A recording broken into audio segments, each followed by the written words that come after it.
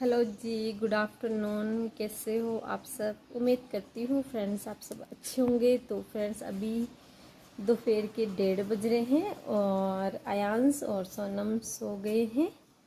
और अभी आज मेरी सास ससुर वो बाजरा निकलवाया था तो वो वहाँ पे खेत में गए हुए हैं और घर पे मैं अकेली हूँ। भी फ्रेंड्स मेरे चैनल पे नए आए हैं वो सब्सक्राइब किए बिना मेरे चैनल से बिल्कुल नहीं जाना है। अगर आप आ गए हो तो सब्सक्राइब करना किए बिना तो बिल्कुल भी मत जाना। और एक चीज़ और फ्रेंड्स, करवा चौथ आने वाला है और सच में ना बात ये थी कि आज ना मेरे मतलब अंदर से दिल कर रहा है आप सभी से बात करने का। वो इसलिए कर रहा है, पहले मैं थोड़ा बैठ जाती हूँ क्योंकि मैं वैसे भी आज ना बहुत ज़्यादा थक चुकी हूँ क्योंकि कपड़े धोया था और काफ़ी काम वगैरह किया था। तो चलने की बिल्कुल भी इच्छा नहीं हो रही है। अरे बाप रे। तो यहाँ बैठ जाती हूँ मैं। और मेरी बेबी है, बेबी का हालचाल बिल्कुल ठीक है। आपको बता देती हूँ, काफ़ी लाते वाते चलाता है अभी तो बहुत ही ज़्यादा। अभी भी सच में ना चलता ही रहता है, मतलब हमेशा पता नहीं कब सोता है ये। हमेशा जब भी मतलब मैं इसको, मेरे को लगता है रात को सोता है, बाकी दिन भर तो नहीं सोता। दिन भर तो हमेशा मेरे को इन्हें लाते चलाता ही रहता है, हमेशा कुछ ना कुछ हलचल करता ही रहता है पेट में। और आज सबसे ना दिल की बात ये होती है आज मेरी कि है ना, मतलब कि करवा चौथ आने वाला है और 13 तारीख को ही है, अभी 13 अक्टूबर को ही। तो सच में ना कुछ भी पैसे नहीं है, पता नहीं कैसे सब कुछ मैनेज होगा। मतलब ये एक टेंशन हो रही है मेरे दिमाग के अंदर कि मेरी सास की भी ड्रेस लानी है। मतलब 1,000 तक तो उनकी ड्रेस हो जाएगी और उसके बाद उसके लिए चूड़ियाँ भी लानी है। और वो चूड़ियाँ सिल पहनती नहीं, लाख की पहनती है, तो 300 रुपये तक तो चूड़ियाँ आ ही जाएगी। तो उनके लिए चूड़ियाँ भी लानी है। और अपने लिए तो ना सच में मेरे को ना 4 करवा चौथ निकल गए। मतलब अपने लिए तो कभी भी मैं करवा चौथ पे ड्रेस लाई नहीं। जो मतलब पहले की होती है ना मेरी, कोई मम्मी देती है या फिर कभी कभी मैं बीच में मम्मी लेकर आती है या फिर त्योहार पे, कभी भाई दूज पे या रक्षाबंधन पे या कभी जाती हूँ तब मम्मी इधर आती है, वही कपड़े मैं तो पहन लेती हूँ। मतलब या कभी कभी परिवार में शादी वादी कोई फंक्शन हो तब ड्रेस लाती हूँ, तो वही ड्रेस मैं करवा चौथ पे पहन लेती हूँ। तो अपने लिए तो मैं कभी भी करवा चौथ पे ड्रेस ही नहीं लाती हूँ। मैं बस अपनी सास के लिए लेकर आती हूँ और बाकी जो पूजन का सामान होता है वही वगैरह लेकर आती हूँ। इस बार तो सच में ना बहुत ज़्यादा लाते चलाता ही आजकल उतनी तकलीफ होती है सच में ना।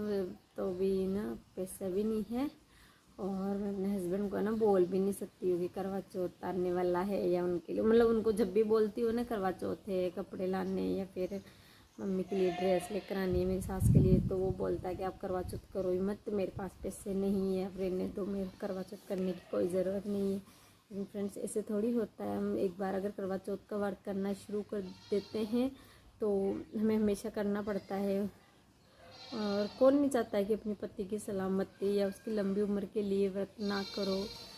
तो हमेशा हर औरत यही चाहती है कि उसके पति की लंबी उम्र हो, सब कुछ ठीक हो, कुछ भी मंगल हो। तो मैंने उनको यही बोला है मैंने कि मैं करूँगी आप करवा चौथ। तो बोला रहने दो, पैसे नहीं है तो मत करो करवा चौथ ना। मैं सामान वगैरह तो मैं ला सकता हूँ 200-300, बाकी 1,000 रुपये तक कपड़े लाने के लिए नहीं दे सकता हूँ। और मेरे पास है ना एक ड्रेस रखी भी है, लेकिन मेरी सास को पसंद नहीं आएगी। उसको मतलब है ना कपड़े अच्छे चाहिए। मतलब 100 रुपये 150 रुपये मीटर की छीट होती है ना जो लहंगे की होती है, 300-400 तक का, 500 तक का ओढ़नी, ऐसे कपड़े चाहिए उसको।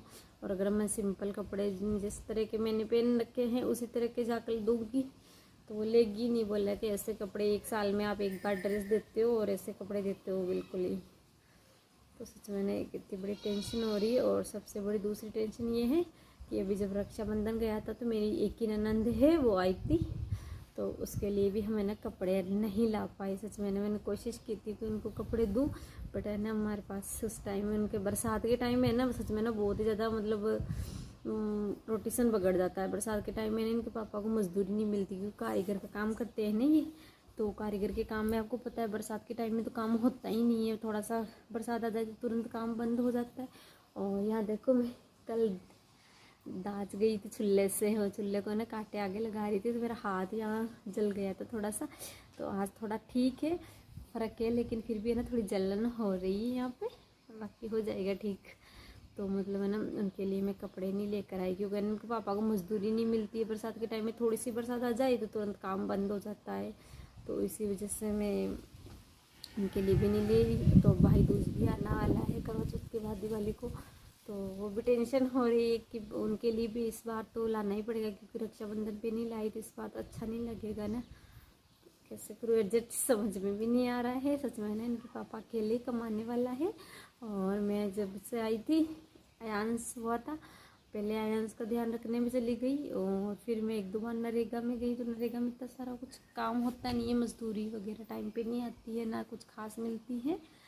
और फिर वो जो है तो उनके चक्कर में से मतलब कि सोनम हो गई, रोब में ऑपरेशन करवाने के चक्कर में थी। तो पता नहीं मेरे को अंतरा इंजेक्शन लगवाया था, तो उससे मुझको ध्यान ही नहीं पड़ा। और ये दोबारा तीसरी बार प्रेग्नेंट हो गई, तो इस वजह से मैं भी कहीं मजदूरी करने नहीं जा सकती। सच में ना आज मतलब बहुत परेशान हो रही थी। मतलब उनसे शेयर भी करूँ उनके पापा से ये चीज़ें कि मतलब पैसे दो वो नहीं है, अब आप घर में सामान लाए या फिर गाय के लिए चारा लेकर आए या फिर कपड़े लेने के लिए पैसे दे, पर एक आदमी क्या क्या कर सकता है आप खुद को पता है। तो इसी वजह से ना ये सोच सोच के इतनी टेंशन हो रही है, तो सोचा थोड़ा सा आपसे इससे बात कर लूँ। तो मेरा आज का ब्लॉग यही है, और मिलती हूँ आपको नेक्स्ट ब्लॉग में। आज मतलब आपसे सभी से बात करने की इच्छा हो रही थी मेरी, इसीलिए थोड़ा मैं सोचा थोड़ा सा अंदर घुटन सी हो रही है, थोड़ा थोड़ा आपसे फिर से बात कर लूँ, क्योंकि इस बारे में आयंस के पापा से बात नहीं कर सकती, क्योंकि उन्हें उनसे बात करती हूँ तो वो सोचते हैं कि मतलब कि मेरे मतलब घर में जो कमी है मैं पूरी नहीं कर पा रही हूँ। मैं हमेशा ये सोचती हूँ, उनको कुछ नहीं कहती हुए यार एक दिन सब कुछ ठीक हो जाएगा, हमेशा यही हालात थोड़ी रहेंगे, सब कुछ एक दिन ठीक हो जाएगा। तो यही सोच के मैं बस टाल देती हूँ कल पर। ठीक है।